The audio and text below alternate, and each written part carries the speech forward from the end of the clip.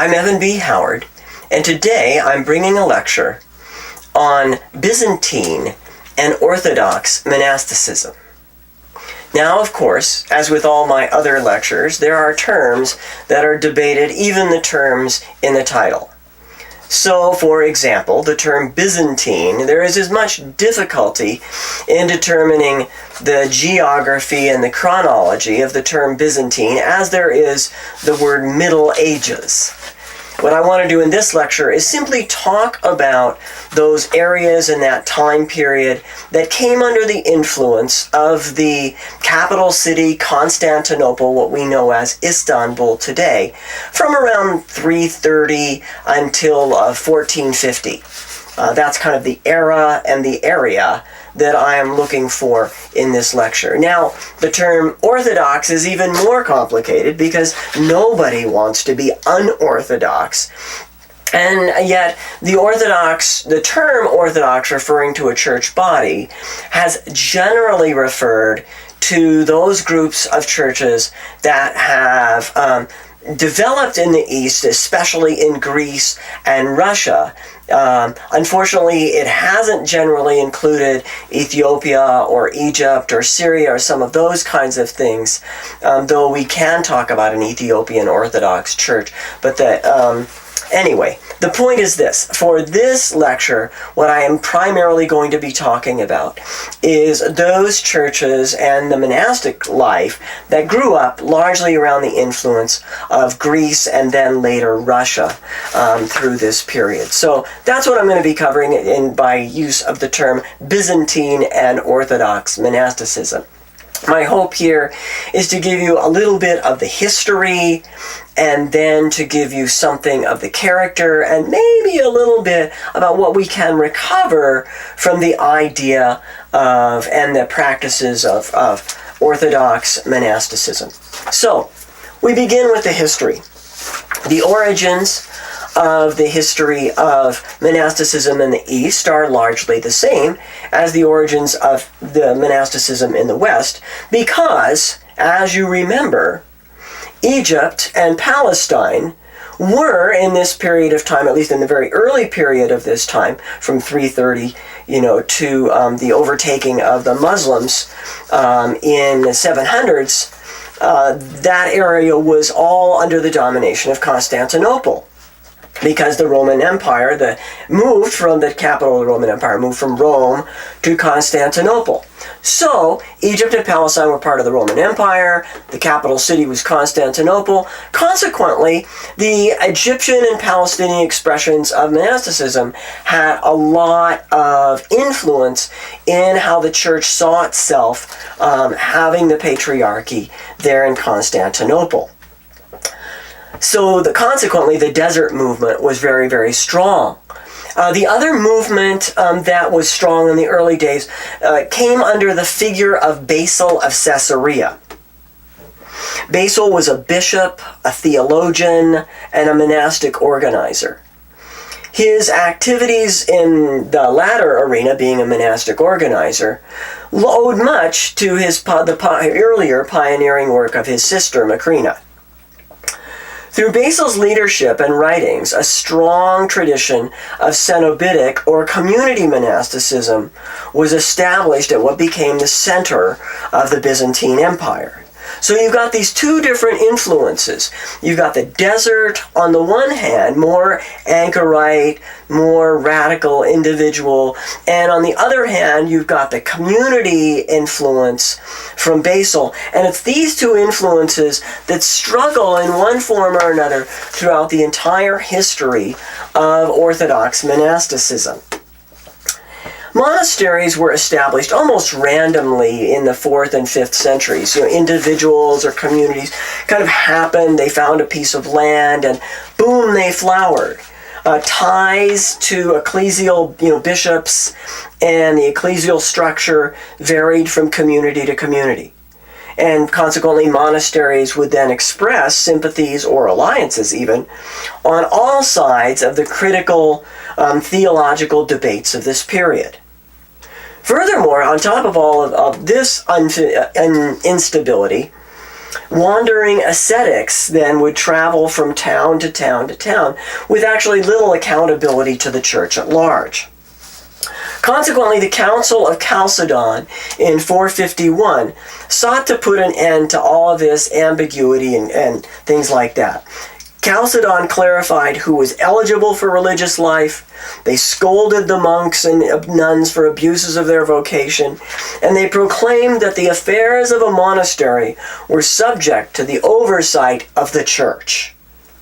Though not significantly ultimately changing monastic practice, monks and monasteries ended up doing what they pleased anyway, the legislation of Chalcedon established a precedent for episcopal jurisdiction or episcopal oversight over religious life. Now, when Justinian became emperor of the Roman Empire in 527, he took this one step further. You must remember that whereas in the West, the world was ruled and monasteries were founded by a variety of kings and princes and petty tribal chiefs of one sort and another. In the East, however, there was one Roman Empire that never ended. And consequently, the dynamics between church and state were very different in Byzantine cultures than they were, for example, in Ireland. Thus, Emperor Justinian sought during his time of office to bring order to the monastic life.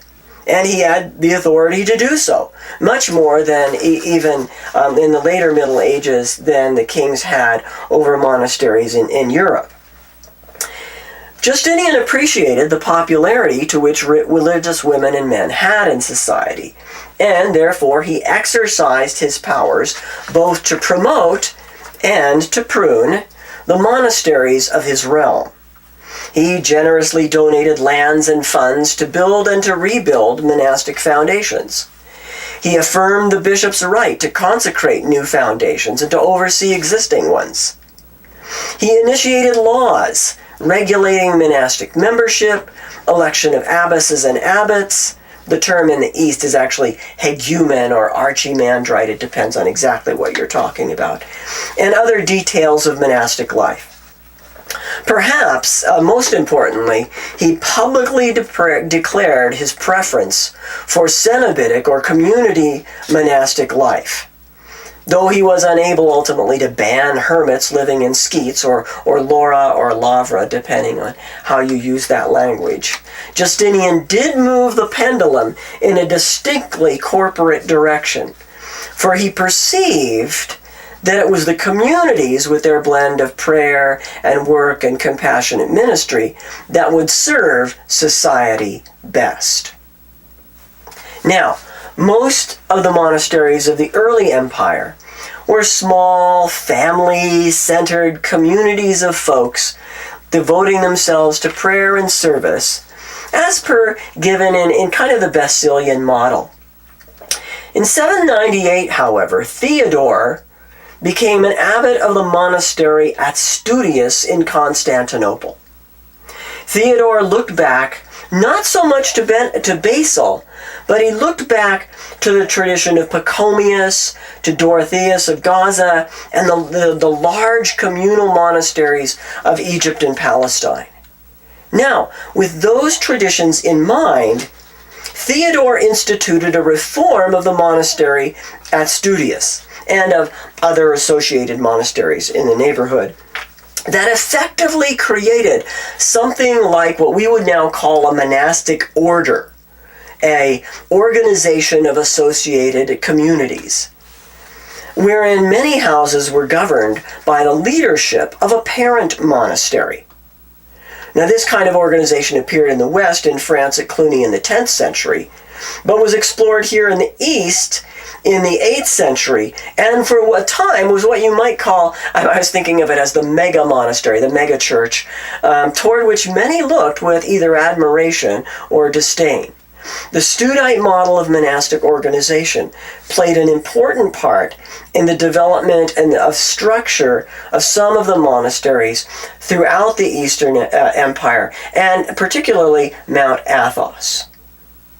Now, Mount Athos is a mountain and a peninsula, actually, in northern Greece. And it was established as a monastic community in 953. A number of monasteries were founded on the mountain, and this piece of geography became ultimately a separate governing unit. Its location enabled it to be somewhat sheltered from foreign control, and thus Athos was free to experiment with religious life for many centuries. Indeed, in the 19th century, Russian, Bulgarian, Romanian monks also established monasteries on the location and stimulated another revival of religious life. And Mount Athos became a center of Orthodox monastic culture. Mount Athos today now houses about 20 main monasteries and many other small foundations.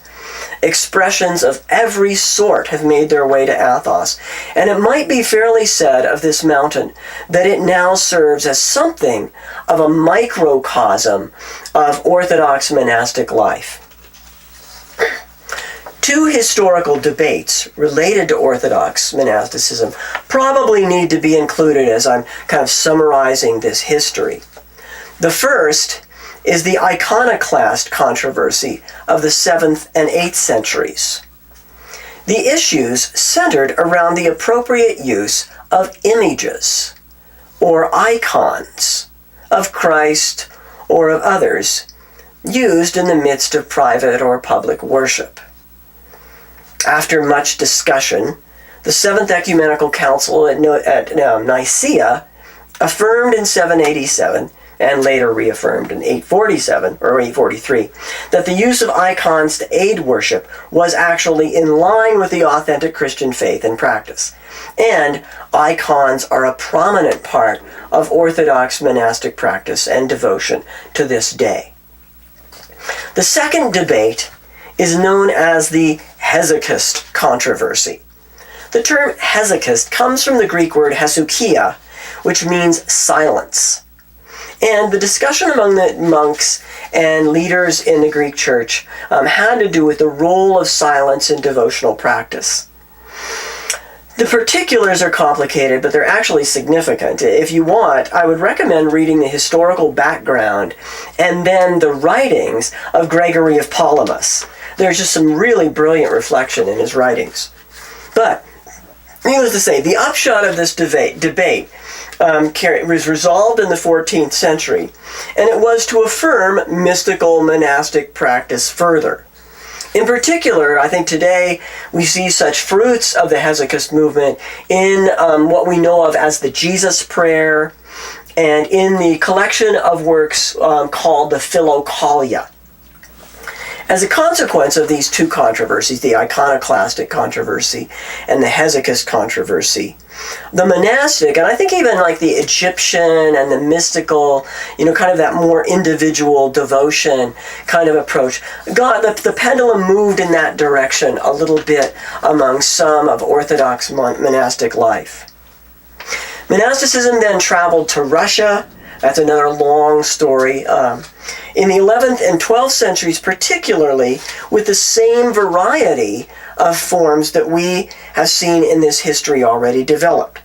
Some ascetics moved into caves and then developed families of followers. Others established skeets or collections of houses surrounding a common sanctuary. Still others built these really large monasteries in the Studite model. Or else they acquired property and then they developed what is known as idiorhythmic monasteries. Some monasteries end up being more hesychast and mystical in their bent, while others are more directed toward the pattern of liturgical prayer and work. Though it is much broader than Greece and Russia, much of the Orthodox monasticism we see around us today has been influenced by these two cultures. So, enough of the history. Now I'd like to say something about the characteristics of monasticism a bit more generally. First, whereas in the West, we are familiar with different orders or congregations of monasticism, Franciscans and Jesuits, Daughters of Charity, things like that. In the East, there is only one order, the order of religious. The government of monasteries is complicated. Some are governed by the diocese, others by the archbishop, or others, like on Mount Athos, by some kind of monastic council. Each monastery has its local character, more or less influenced by a set of historical models, and yet there are not, like I say, separate and distinct orders, groups that have some official connection in the West. And because of this basic underlying unity of all monasteries within a single order, there really is a little less emphasis on the common rule as there is in many Western expressions. Each monastery will draw up its own what's called a typicon, or constitution, that regulates such matters as entry and admission, or the habit or monastic clothing or behavior. But those are designed for that particular monastery, and it governs the way of life in that monastery. Most Orthodox monks now take 4 vows upon entrance: poverty, chastity, obedience, and stability, combining what we know of as the traditional 3, what they're called the ecumenical councils, or the 3 traditional vows of poverty, chastity, and obedience, with the Benedictine commitment to stability. Upon entry into a monastery, the monk or nun will receive a particular habit, and then they take upon a life of work and prayer. Byzantine monks worked in the fields and some copied books, although there is less emphasis in the early Byzantine typicon on the intellectual life as much as I see in the literature I have read from the West. Monks were expected to tend the local poor and the sick. This is an inheritance that you get from Basil's foundations. Some monastic communities manage hostels or infirmaries. Nuns and monks, particularly in an urban environment, served as confessors and counselors to the populace in general, much as we think of the figure of Father Zosima in Dostoevsky's The Brothers Karamazov. Some religious figures lived on the fringes of a local village, and they served the people from that geographic and spiritual location of being on the edge of that village. And it is from this practice, this being on the edge practice, that we hear of the term poustinia these days, or poustinique. And it is clear to me in my reading of the literature and my exposure to the other resources that generally Orthodox monks of both the Greek and the Russian character, they were actually quite well respected by people in the society in general. Yet, if I hear one thing about Orthodox monasticism, it is about their long services of prayer. I have more than once had people try to talk me out of visiting and participating in an Orthodox monastery because they wondered if I would be able to endure standing for the long hours of repetitious Orthodox prayer. The monastic or horarium, or schedule of prayer, in the time of Justinian, for example, consisted of psalmody throughout the 7 canonical hours, an hour or more of prayer before dawn, followed by sunrise service, and all-night services on major feasts and such. Many Orthodox monasteries keep this same schedule today. Recovery. There is much to be gained, I think, by a study and exploration of Byzantine and Orthodox monasticism. I have only briefly mentioned theology, But these vast, relatively unmined treasures contained in the works of such monastic sensitive theologians as John of Damascus, Gregory of Palamas, and Maximus the Confessor are just awaiting our study. And these are only a few of the early theologians. I intentionally employed a set of Eastern thinkers, both historical and contemporary, as dialogue partners when I wrote my Brazos Introduction to the Christian Spirituality. That choice, people like Meyendorff or Callistus Ware or others, nourished my understanding of God and the Christian life in ways I had not expected, and which, over time, nourished my own life of prayer and my love for others. There is also to be wisdom to be gained regarding monastic community life from a study of the Byzantine Typica. Dumbarton and Oakes Studies has published online the major Byzantine monastic foundation documents, complete with judicious notes. They describe documents of over 60 different monasteries. Once again, this is a virtually untapped resource for people exploring new monastic expressions today. There is much to be learned from those who have come before us. Another matter of recovery is the mix of devotion and community life. The very fact of this tension tells us something about what we can expect in our own communities today. That tension between devotion and community life. But just as the Typica have something to teach us about community life, so the Orthodox monastic devotional material have much to instruct us in our devotion to God. And I actually think there's a rise of interest in this sort of thing these days, the interest in the Jesus prayer and in contemplative prayer practices, and you can buy icons everywhere, and it's much is to be gained in this realm as well. Finally, I want to say something about my own cross. I have been given a few crosses over the years, and I have never worn any of them. In 2005, when I revised my rule of life, I decided to symbolize my commitment by putting on this cross. By the grace of God, I have not lost it yet. Why this cross? I live in Montrose, Colorado, on the outskirts of civilization. No, I actually, more correctly, I live on the outskirts of Montrose, Colorado, on the edge of civilization. I spend my life here, and I work at a ranch with my wife, and there are many days where I don't see anybody else. I have my own schedule of prayer that I try to keep partly alone and partly with Sherry. Though I'm interested in monasticism, I'm not really a Benedictine, and I'm not really a Franciscan, and I'm not really a hermit. I teach a seminary, but I do so away from the campus. I serve my local church, but I don't have any official kind of position or role in the church. Perhaps, as I think about it, I wonder if there is just a little of the Poustinique in me, or maybe something I'd like to be.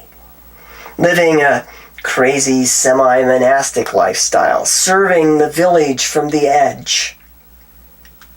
And then I wonder as well, could there be room on earth for a few more Poustiniques today? A few more people who serve the community of God from the edges? What do you think? And as you're thinking, I hope that you have a wonderful day.